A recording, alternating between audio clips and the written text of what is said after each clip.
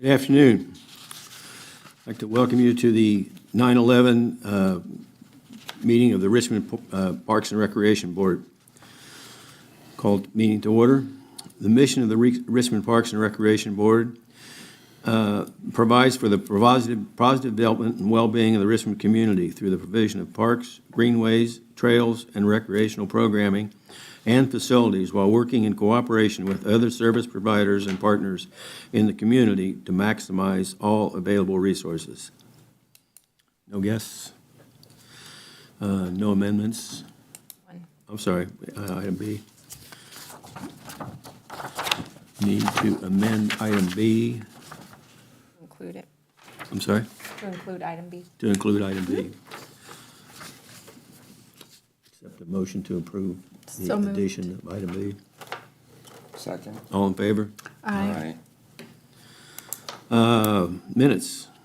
Approval for the August 14 minutes. Everybody read them? Like them? Want to have Good. approval for them? So moved. Second? All in favor? Aye. Opposed? Park Superintendent report.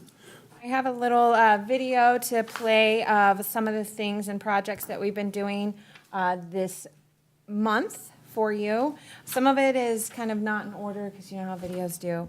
But I will draw your attention to the Middle Fork restroom. You'll see some of the pictures that are before and afters, and you can kind of see what they've been working on. There's also some pictures from today's ceremony down at Veterans Park. You'll also see that we had a industrial softball championship where Christy gave out popcorn, so that's on there as well as some golf events and some other golf projects that we've been doing. So I will go ahead and play that for you. And also some gorge projects.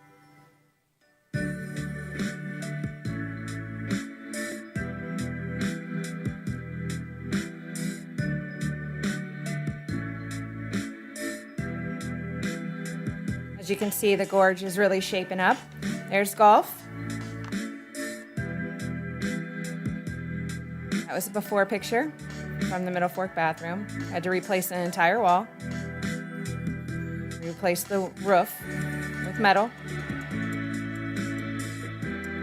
Installed some trail signs. Removed invasive species. Then we did a trail tour with all the department heads and the mayor. This past Monday. That was through Middle Fork and also Springwood. There's the banquet room all set up for the ladies golf tournament just last week. We had a really great time out at the golf course.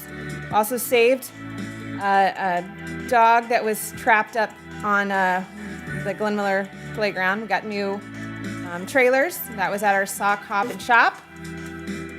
Popcorn. Then we did a tribute at the senior center. That was the ceremony today.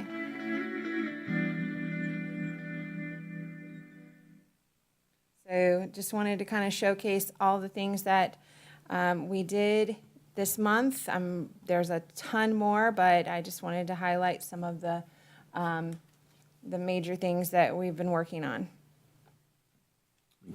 Any questions for Denise? Very good. Good. And just wanted to kind of update you on some things on the golf course side of things. I know Wes really wanted to be here, but this is the last night of the Thursday Night League, and we've also got National Trail Boys out and the girls match on the front nine. So the senior nights in the banquet room. So there's a lot going on tonight at Highland. We've had a lot of revenue in the last month, which is going to be very helpful in that budget that you see in front of you. And then we also are going to be sending samples to Purdue for number 4 green. That looks like it's kind of checking out, but obviously with the way that the weather is right now, we just want to see what that soil is looking like. We had most of the greens verticut. just the last couple days, and there was a video on there for that. And all the greens right now, the heads are working and talking to the computer for the automatic use, so that's always a good thing. The tee boxes are also working and talking to the computer. That's a good thing. And we have back from popular demand night golf this Saturday, and they're having a best-looking cart parade competition. Let's look at what? Cart parade. So that's really exciting. One of the things I did want to draw your attention to is we do have Dawn coming out from automatic irrigation on Tuesday at 9 a.m. If anyone who wants to join us, there's a control panel issue. It blew. It also had us 2 lines pressurized, and so we've been working hard on that. You saw some of that in the video. That's what we had to do to really, our techs went out, we dug up those lines, replaced those lines, and that was on, I believe, 11 and a couple more. But the 8, thank you, Mike. And so we are really concerned about this control panel and what that's going to cost. We'll know more on Tuesday at 9 a.m. when we meet with automatic irrigation. So the control panel is very old, and the replacement of it is going to be pretty costly. So we don't know what that's going to look like, and so we'll let the board know after we know. Irrigation system at the golf course is obviously in need of some service over time, Yes. because we've been Band-Aiding it Yes. like crazy. Uh-huh. What's the long-term plan at this point? Well, I would like to say that there's a long-term plan involved with an aging irrigation system, but we don't necessarily have a long-term plan. Right now, we're limping along as we can. Our hopes, honestly, is to be able to enact a food and beverage tax, to be able to control these types of costs. I know I mean, when there's not enough taxes that come in and not enough revenue that comes in, there's no way to pay for these kinds of things. something's got to come up. Something has to give. And so there, But I did notice that we are looking at some investment in the clubhouse. Is that- I mean, that would also be That's a a, plan, future plan. Future plan. We've got that actually identified as an option. right, along with the irrigation. So those things are in our master plan. So in our master plan, if you talk about long-term plan in terms of a 10-year plan, those things are in our plan. In how to fund them, that has to be additional revenue coming in or some type of funding source other than tax dollars. So, from the actual park fund or through the non-reverting fund. So we have to figure out what does that look like. But again, the long-term plan is to fix those and to, modernize the irrigation system and the clubhouse in some way. That's the 10-year plan. It's just how do we fix that and how do we do that with funding that's not there. So we have to find that funding and figure that out. Let's work together to make that happen. Absolutely. Any other questions? Thanks. Jim, did you want to make a report?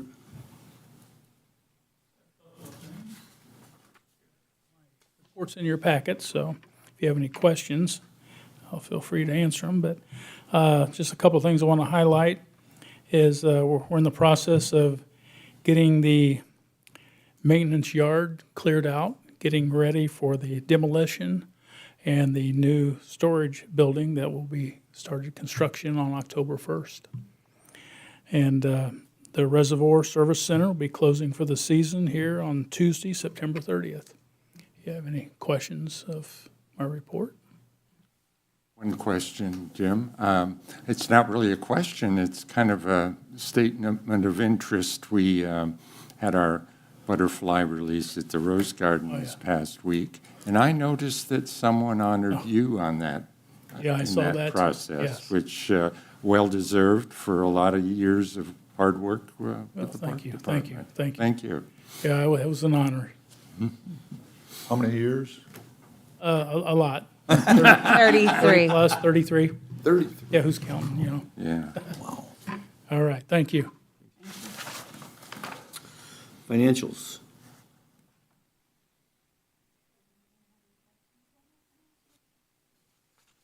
I did. Is this the budget? That's the budget. Okay. We're talking Never about the mind. financials. Okay, I'll wait till we get to the budget. all right. I did have, of course, I always have a financial question for some reason. Obviously, from an expense standpoint, we're right on target.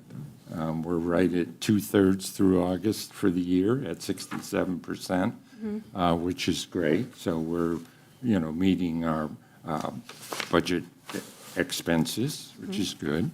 Obviously, our revenue at 38% doesn't match up at this point. Now, it's a matter of timing. I'm looking at the general account, And we obviously have sources of cash or money to pay our bills because of that difference. Obviously, it's not based on our income to date. Where does that come from? Where does that difference come from on a operational basis for the year? I know a lot of it'll come from cabin and shuttle rentals. We still have the rest of the year for those coming. No, that's not my question, I'm sorry. The So- fact that okay. we have a difference, do you? Yes, and I understand what you're saying. We only have received about half, less than half of our property tax installment. Okay. And the rest of the installment is coming at the end of the year. We usually And I- expect it. And I understand that. Yeah. My question is, we still have bills to pay. Yes. So where's that coming from? Is there a general So when we Save budget, account? so you budget according to what you expend, right? And so the money is there to actually pay those bills because you've budgeted it.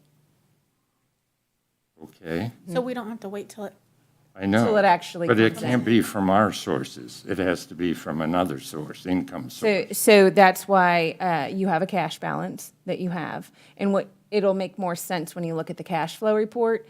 And it shows that, you have a certain amount of cash balance that you would have to pull from if you did not have the amount that you needed in your revenues that would come in. So if you're short on your property taxes, right? Or the amount that would need to come in from your personal services or whatnot, Sure. then the All cash the- balance has to yeah. pull into it. So that's why you budget accordingly on what you're going to receive, and you have to be right on with that. And if there's any changes to that, when you get the 782 notice that comes in, you have to make those changes accordingly so that you know what you can expend.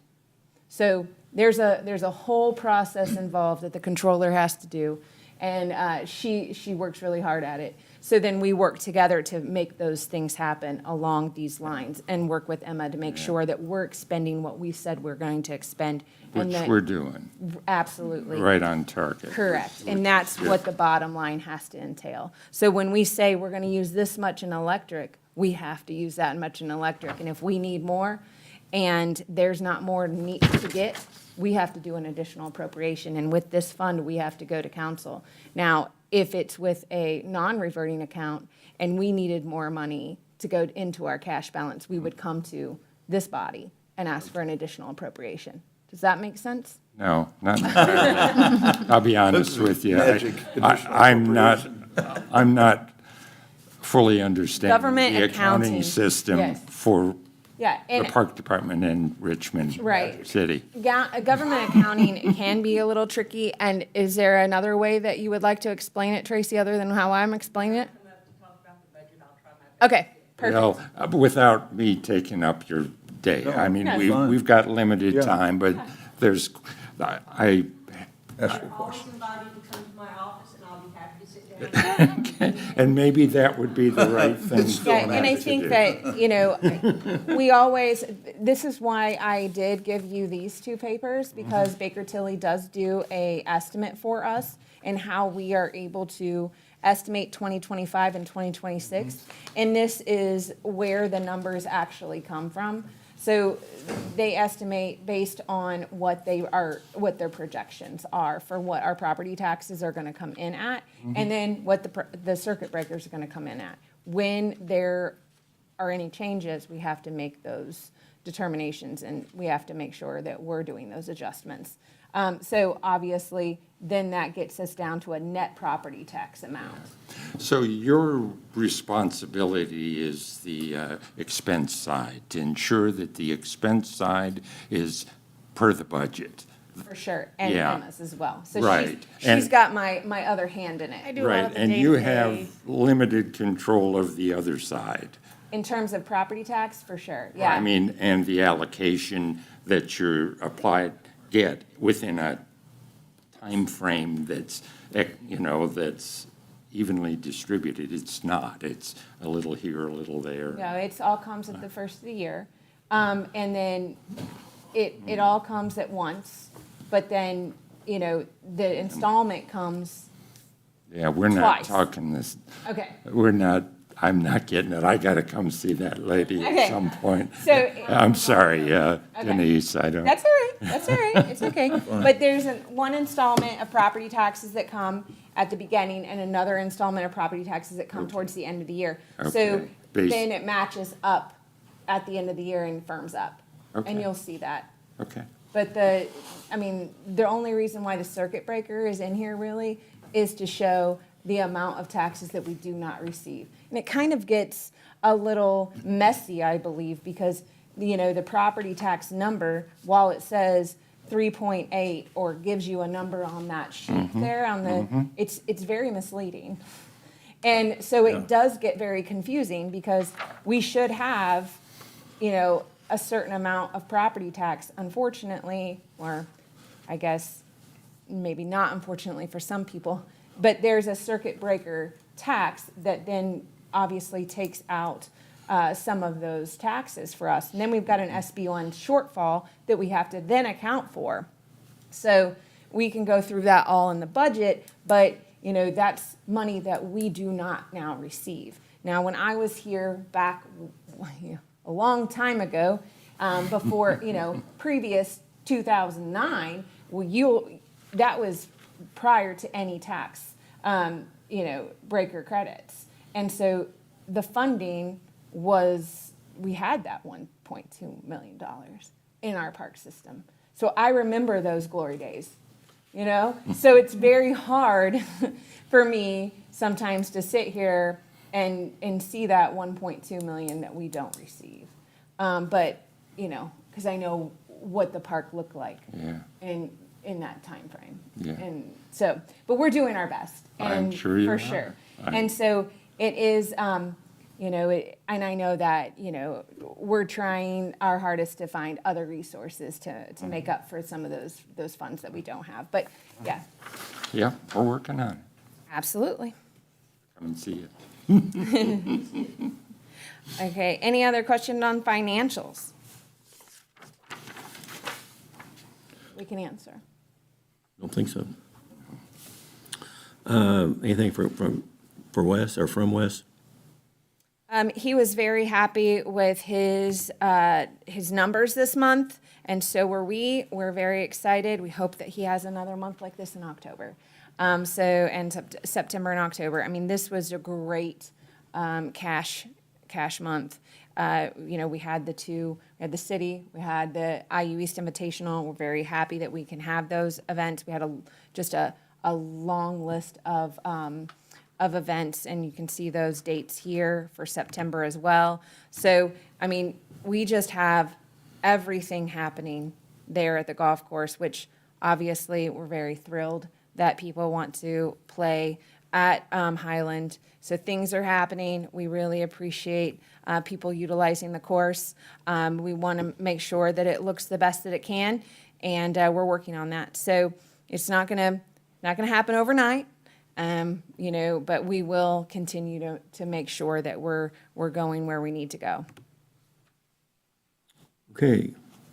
Nothing for the senior center? Becky was not able to be here. She had 2 people off, so she was running everything today. Farmers market? And Farmers Market's been doing really well, too. We've had a lot of events lately, and so that's been really great. Lots of fun themes and exciting stuff. We had a fun dog night, and that was really well attended. Hill's Pet Nutrition came out and gave out free free things, and it was really great. So really happy about that and very excited that we can have those special nights. So Farmers Market's been doing a great job.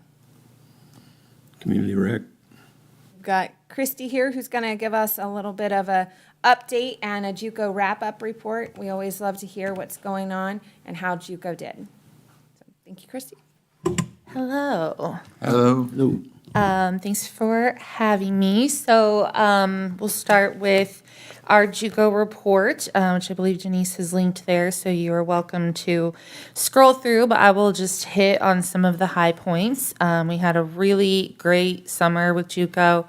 This was my second summer running the camp, and so a lot was learned in the first year that we were able to then apply in the second year. As far as staffing goes, which I don't believe is in here, but we did have the addition of a JUCO coordinator this summer, Courtney Collins. She was a returning JUCO site leader who had been with us for a number of years.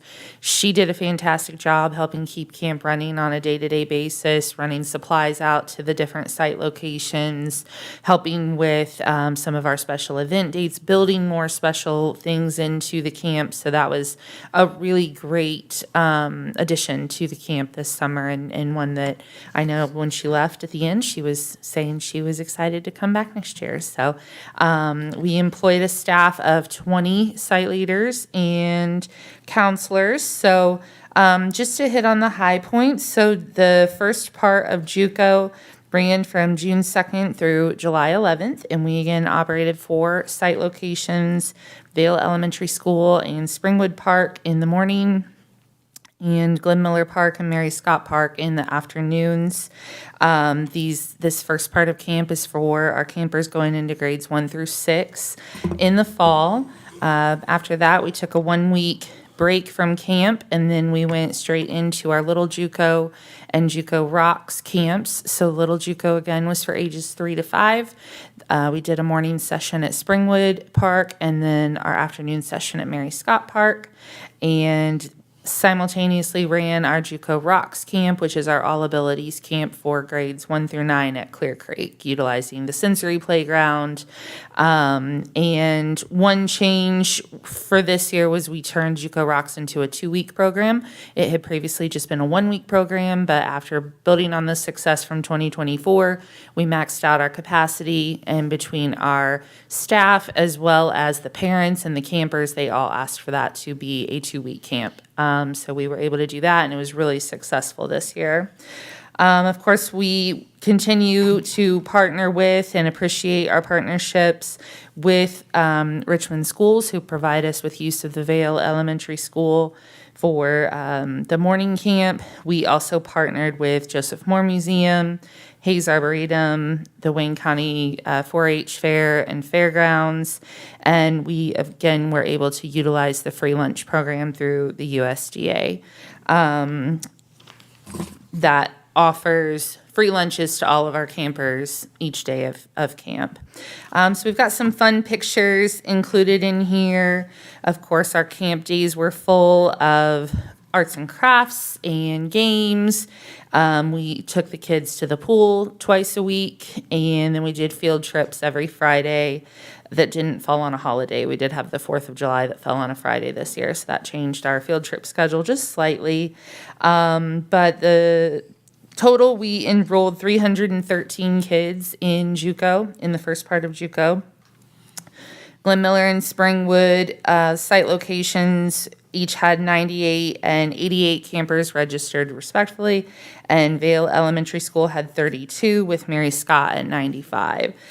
So while we're still looking to grow our Vale camper registration, that number has doubled in the last 2 years. And the great part of that is we consistently saw about 15 to 20 campers each day, which is a growth. And in previous years, I was told that there were days we only had a handful. So we're happy to see those kids coming back each day and having fun. We enrolled a total of 85 kids in our Little JUCO camp, and both site locations were nearly full. And then JUCO Rocks, we enrolled 17 kids, which is the largest number of kids that we've been able to enroll in that camp since I've been here. So total, we enrolled over 400 kids. That's 400 families that we were able to serve and provide a free, safe location for their kids to come out and play, get free lunch, get outside of the house, get out from in front of the TV or the iPad, and have fun in our parks. And it's a program that we're very proud of, and I hear it time and time again that the community is just so thankful for us hosting this program, and it's just really exciting to see each year. So some additional information here regarding demographics, and this just continues to show how important it is for us to provide this camp. Over 80% of the households that attend JUCO are in the $26,000 to $50,000 a year income kind of threshold. So this camp provides them access to childcare that they may not otherwise be able to provide for their families, and access to recreational equipment that they may not have. So continues to just show how important this camp is. We've got some additional demographics in here if you have any questions on them. Otherwise, I'm sure you'll take time later to read through that. Our arts and crafts, Crafty Carol came back to us this year. She continues to amaze me every year, coming up with new innovative crafts and things to keep the kids entertained. This year, we were able to take some of our old JUCO t-shirts and turn them into pillows, which was a new thing. I think we've got a picture of those up there in the middle. The kids absolutely loved them. They were all running around with Sharpies and having their friends from camp sign their pillows, and that was a really cool thing for them to take home. We also wanted to give back. You know, of course, we can't do any of this without our grant partners, one of which being Reed Community Health. So we took some time to write get well cards for some of the long-term patients at Reed and delivered those out to the hospital to hopefully bring a smile to their day.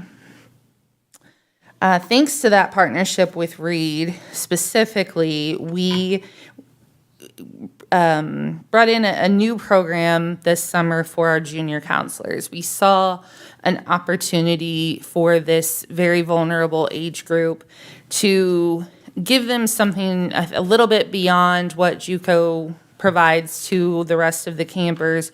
We still wanted to get them involved in leading camp activities and learning leadership skills, but Reed Community Health Engagement was able to come in and provide some life skills trainings to the junior counselors, including sun and heat safety. They did a presentation on healthy eating, physical activity, and water safety.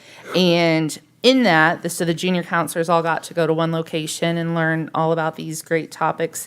And then they were able to present these topics to the younger campers. And they absolutely loved it.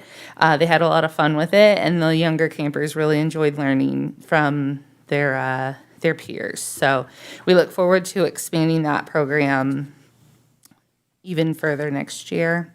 The field trips we took this year, we went out to Middle Fork Reservoir for a day and enjoyed the park out there. We went to Hayes Arboretum, the Joseph Moore Museum, and of course to the Wayne County 4-H Fair, where they got to walk around and see the animals and free snow cones and enjoy the day out there.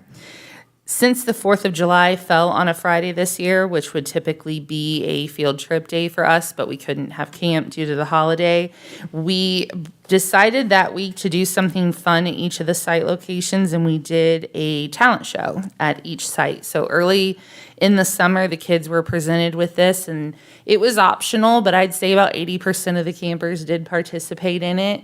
And we had kids doing everything from dances to comedy shows to a couple of kids just got up and showed us how to work a Rubik's Cube. It was a blast. And so each site got to do a 4th of July party on the day before the 4th of July. And they did a fireworks craft. We had some extra treats that day.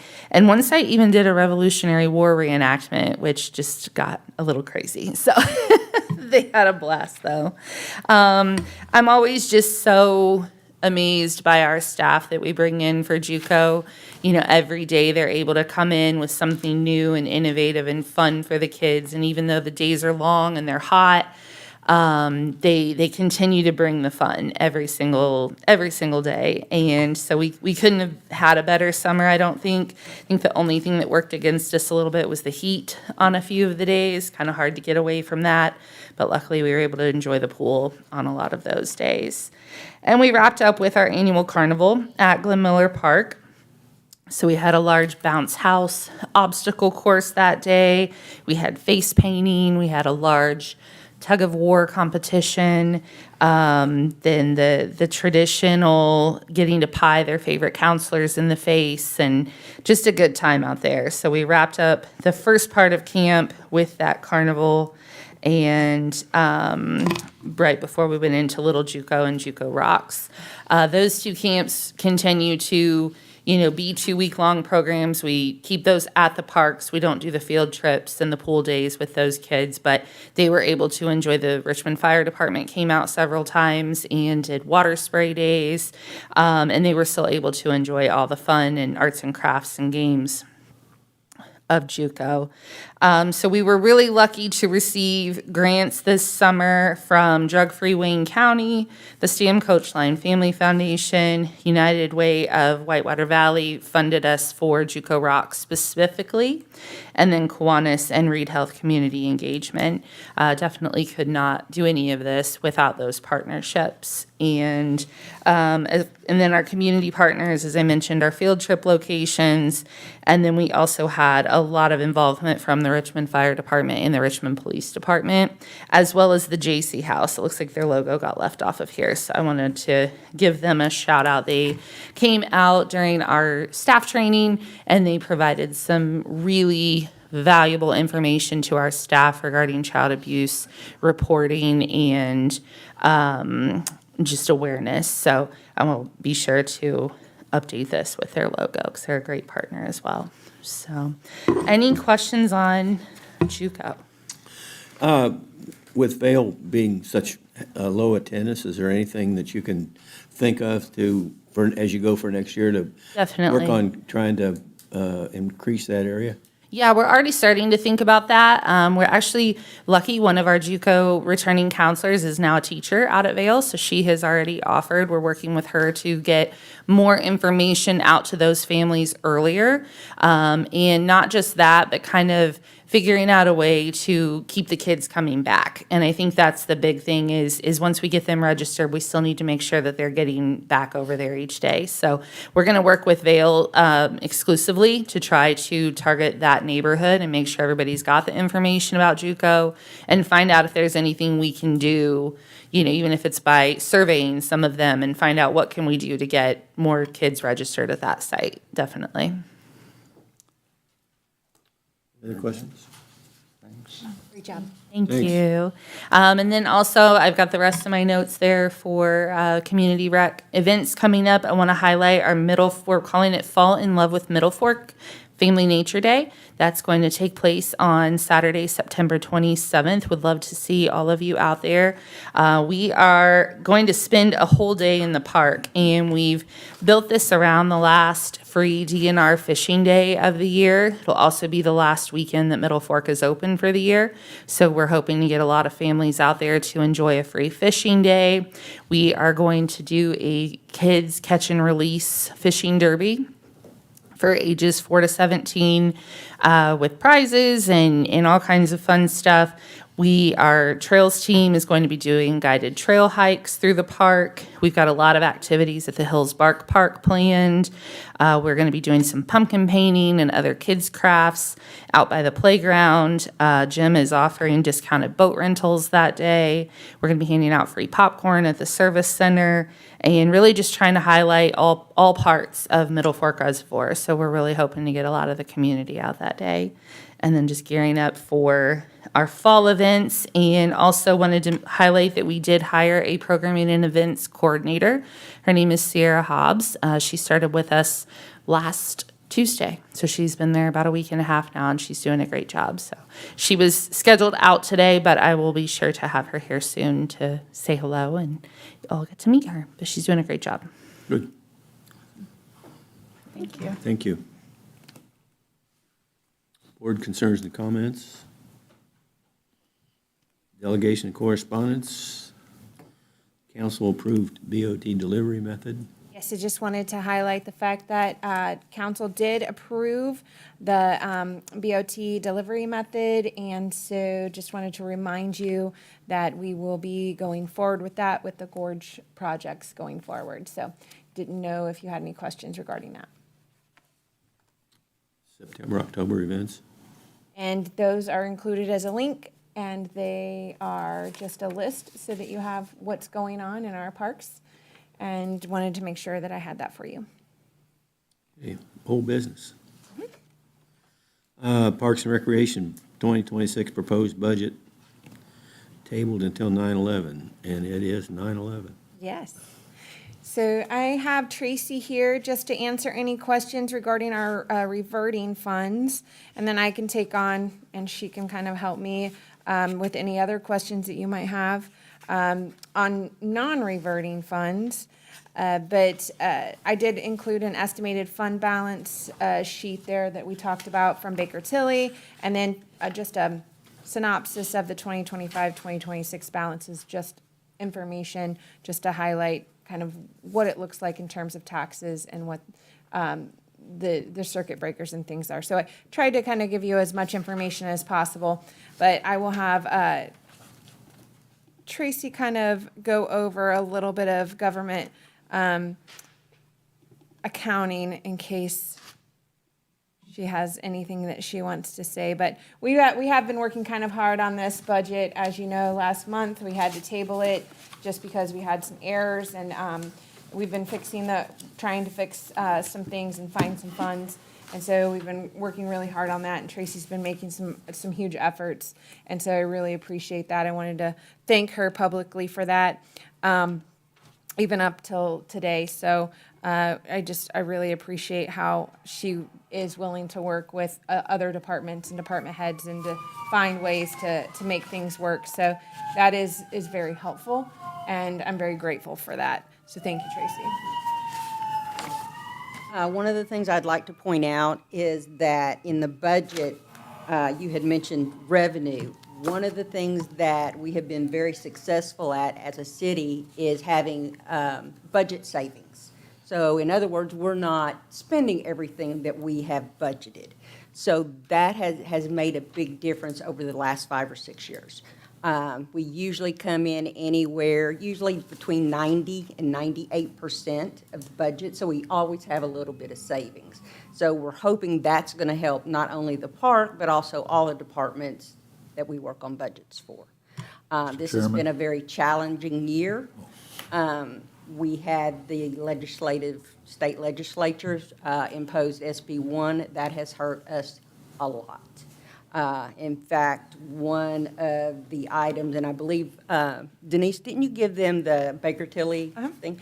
There's like $126,000 just SB1 that we're losing just in parks. That's a lot of money. That could be used for a lot of different things.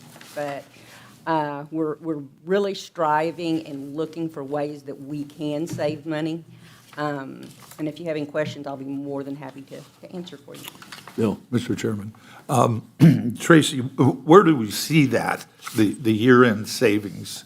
I never see a number for that, so. I can actually produce a report for the end of the year of 2024 that will show you what we budgeted, what we spent, and what the percentage was that we used, Okay. thus showing the savings. And where does it go? It's just money not used. Those funds remain in your cash balance. Okay. They're not spent. All right. And it's important, I would say, to continue to build your cash balance in all funds. I mean, that's exactly how we were able to purchase the equipment and the pole barn that we were able to do this year in 2025. And you report on that somewhere. That is, I've heard that through the years about, well, we budget more than we spend, but I've never ever seen the number or a number. Yeah, that would. I can produce a report out of our financial software that will give you the exact percentage of what was used Okay. versus your whole budget.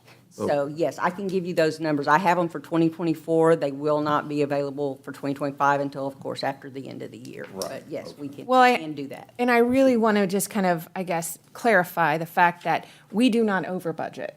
I'm not allowed to over budget. So I don't do, and I'm not allowed to budget for contingencies. But I realize that Yeah. sometimes projects don't cost as much, or, Yes. you know, that's not the case probably anymore, but material used to not cost as much. So, Yeah. of course you, Yeah. anytime you're budgeting, you're estimating. And Right. if you say that there is money that you haven't spent, that you bring back, I'd love to know. Right. Absolutely. that is. Yeah, and- I can do that report. If you'd like the 2024 numbers. I don't know, can I get don't those. know that I need to know exactly, but ballpark would be great. In fact, I think I have a report in my office that may have been produced by Baker Tilly that actually showed all those percentages, I think, for the last 7 or 8 years. I'll stop in. And I will say that in terms of parks for in our budget for the last 10 years that I've been here, we usually use to the penny. And, building materials we use to the penny, general supplies we use to the penny, and we could use more. So electric and sewer and water, I mean, those are funds that we, budget because we know what we used the previous year. But you So also have gasoline where price Correct. is fluctuating. that is where you see some fluctuation. The other fluctuation that sometimes we see are how many seasonals we're able to hire, and, part-time that we have in terms of part-time hours, things like that. We see some fluctuation. But we also aren't able to budget for any additions or improvements necessarily with our budget. That is all in programming. Those are all things that we raise money for. So those aren't things that we budget in our operations costs. So I just want to clarify that for at least the public. The Park Department has their grants, of course, that they apply for and get to help pay for certain items. And another important aspect, and Denise is fantastic at this, is getting donations. Donations is a separate fund. It's not part of the budget, so she's able to use those funds when she sees fit to cover different items that, it just helps. It helps a That lot. has the improvements or the additions, like I just discussed, or the programming. And the gifts and donations that the city receives throughout the city is very much appreciated by every department. Absolutely. And aren't donations usually specific? They're Yes. aimed at. a Usually specific- restricted, but So we it's have- not like you get a $10,000 donation you can use on anything you want. I will say we have a lot of generous donors who sometimes will say, please use this as you see fit. Oh, And so there's a lot of generous donors. I mean, there's some donors who, I'm not saying it's in upwards of $10,000, but we do have some funding that comes in yearly that we definitely appreciate. Most of them are project-driven. Most of them are if we're running a capital campaign. So that's Like one specific park. one, but not- one specific park. We have some funds that generate annual giving, and so we do appreciate that. So, I do want to say, if I can, that we are very frugal, and we push, when Denise said we use it to the penny, we really push it as much as we can, so we're not just throwing money out there either. We push it as far as we possibly Yeah. can. When you have a department that uses 98% of their budget, you can't get any better than that. That's a department that is looking out, they're looking at their pennies. They know what they need, that's what they're getting. Love to have more, of course. so we but- don't have a lot of extra money that we don't spend. Correct. You- But they're- I thought they're- you just said we did. Well, it depends. It depends on the department. Yeah. It could be anywhere from 90 to 98%, so. Which is citywide. Yes. That's the entire Yes. city budget Oh. is 90 to 98. The We park- don't sort it by department. Right, It's the done park by. department is, I just you know wanted to clarify exactly that. what the number is. I wanted to Absolutely. clarify that. It Yes. might not be our department. But, yeah, and I also just want to brag a little bit on our team. This is a group effort, and, there's many people in the recreation division that also get grants and donations. They work very hard for that. And in our maintenance and floral division, they also work to get donations and just in maintenance with the the restroom building, they worked to find soffit that we had, you know what I mean? They didn't go out and buy some materials. They looked to see what we had in stock before they went out. And, so we do work really hard at checking our resources, first and what we have. So they're really good and resourceful, and I really appreciate that. But in terms of our budget, so I want to make sure that we go through that.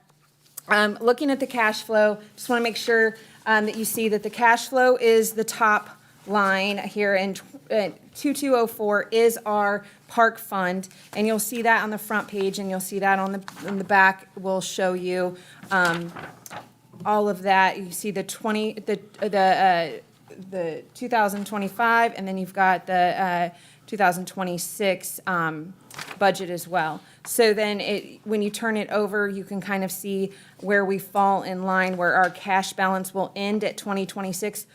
On this particular cash flow sheet, if everything is expended the way it is currently to date in 2025, and that means no cost savings, things like that, the way it looks like it's going to flow now, and then the way we've budgeted in 2026 at this current state, then we're gonna have an ending cash balance of 316, 674, if you can see that.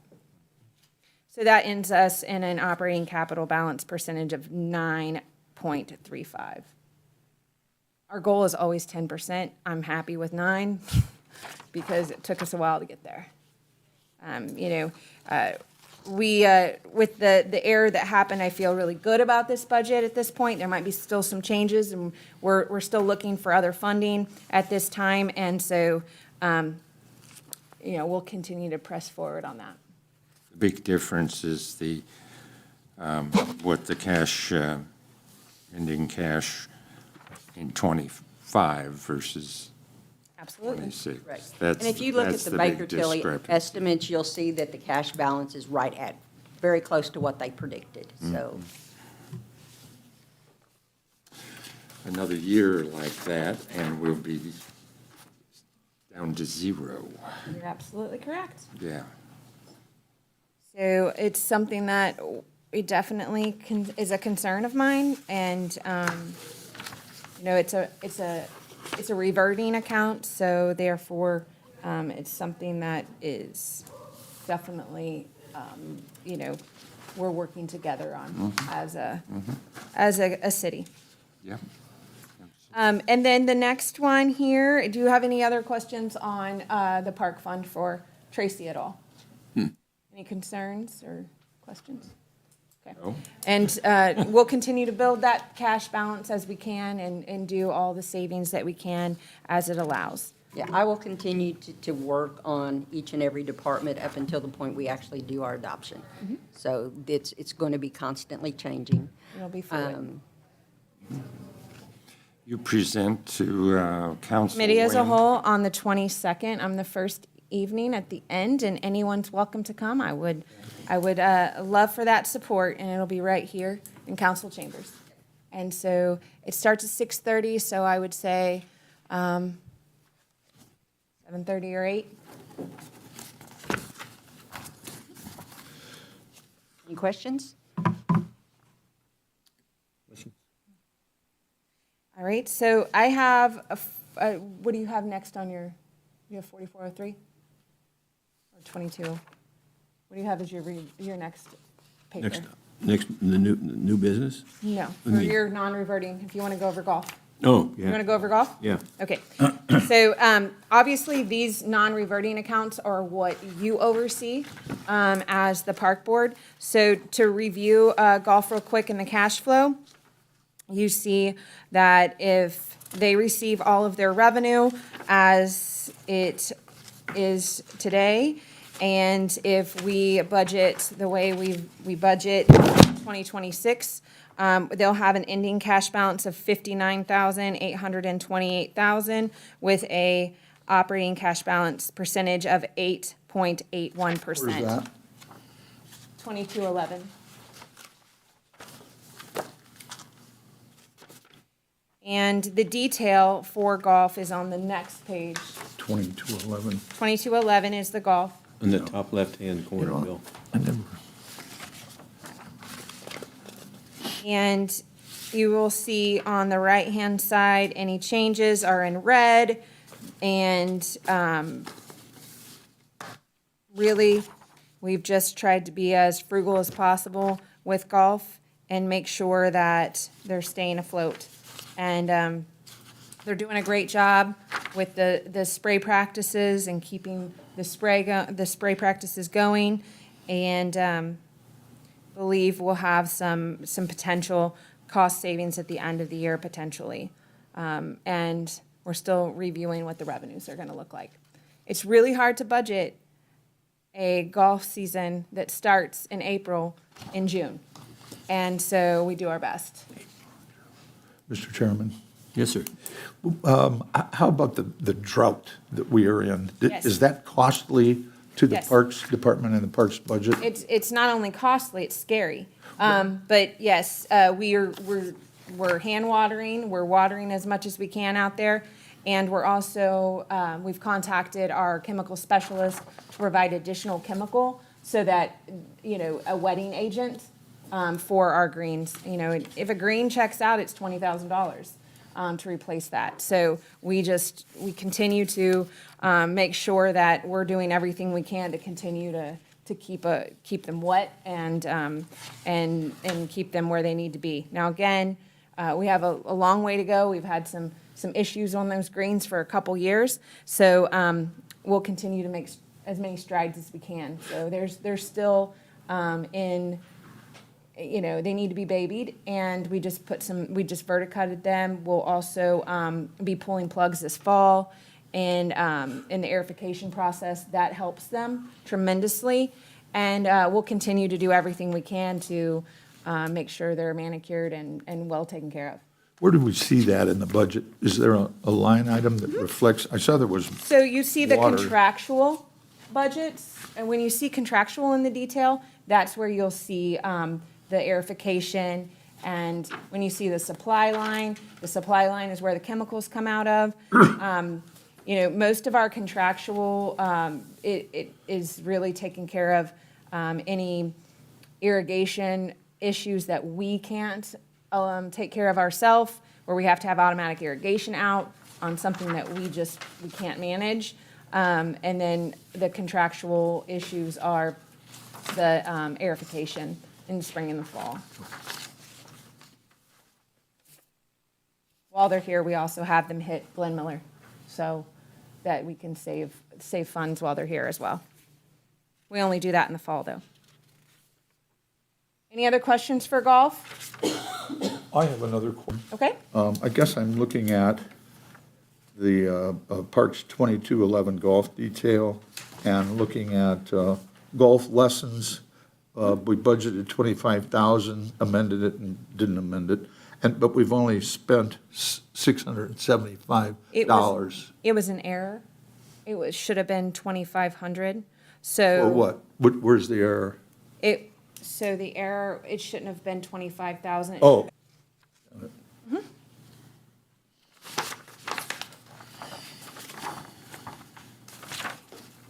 Any other questions?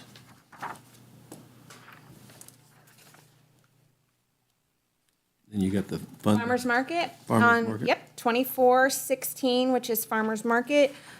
We've got a cash balance here of $27,586, and then a capital balance percentage of 29.5%. So it's looking good here for Farmers Market, the way we have it budgeted. So I'm pretty pleased with how the farmer's market's doing. Any questions on the farmer's market?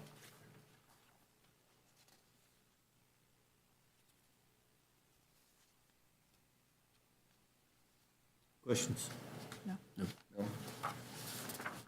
All right, and then Widow Person Services, New Beginnings.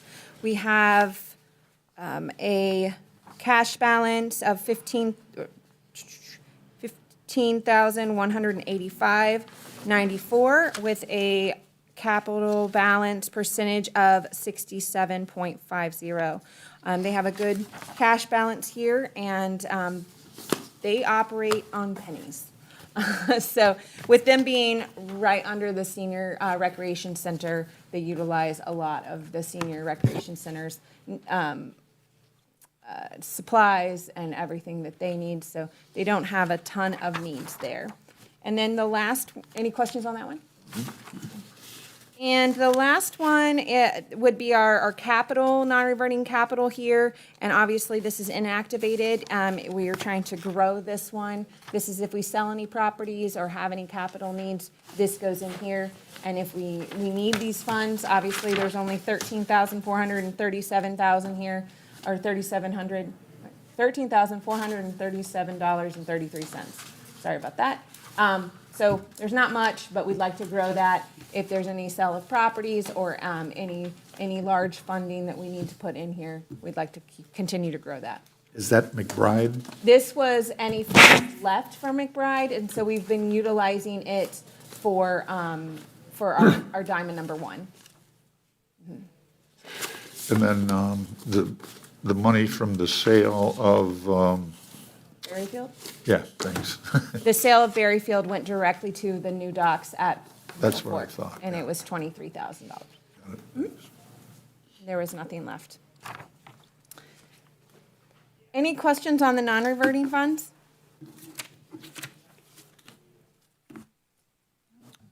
Nope. I would like for the board to take action, if that's okay, just because I think that it's important that the board have a say and an approval on the non-reverting funds that you review and that you're over. I think it's important. We always approve those, and that's why it's in old business. Would entertain a motion for approval of the non-reverting funds budget. So moved. Second. All in favor? Aye.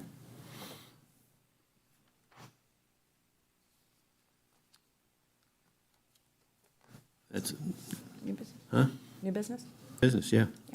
We have two items of new business. We have the approval of temporary land easement at Bridge 716 and the amount of $11,900 at Waterfall Road. This is a bridge that needs done in a very bad way. And so this is something that we really don't have control over, but it is part of our land that needs an easement. And so as the board, you have the right to approve this or deny this easement. And I can answer any questions, but you have a whole folder here to review regarding the easement, and I'm sure you've reviewed that. There's a warranty deed and information regarding the easement in this area. Any questions or comments?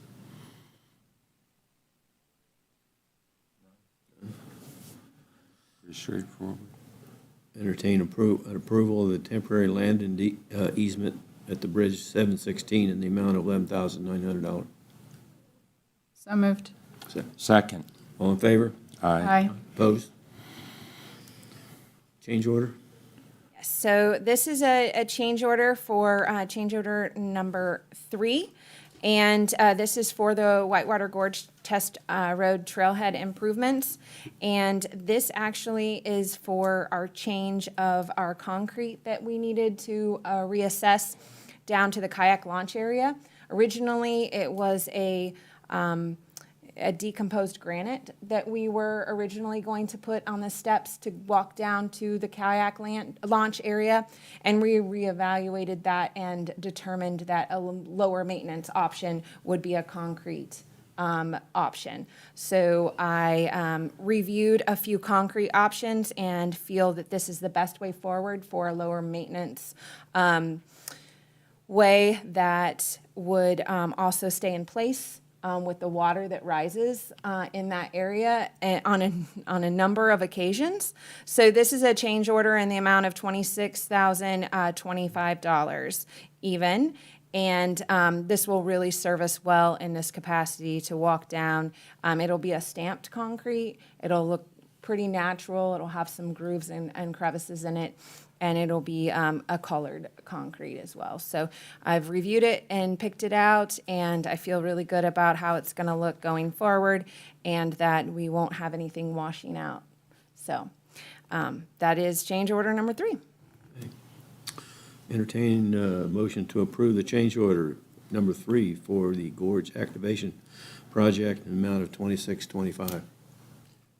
Now, order number 2 on the, Well, she just said it was 3. It's 3. I apologize. okay, so that's just an error. Okay, but it is number 3. So moved. Hear a second? Second. All in favor? Aye. Aye. Opposed? That's it. Any other business? I just wanted to draw your attention, we have a couple other things. We do have this book that the Star Jeanette Foundation did for their Walk of Fame, if anyone's interested in looking at that.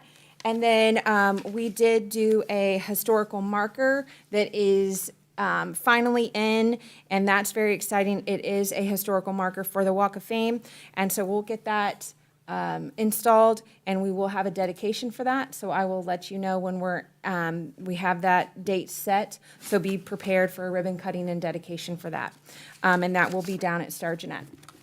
That is all I have. Anybody else? Nothing? Entertain a motion for adjournment? So moved.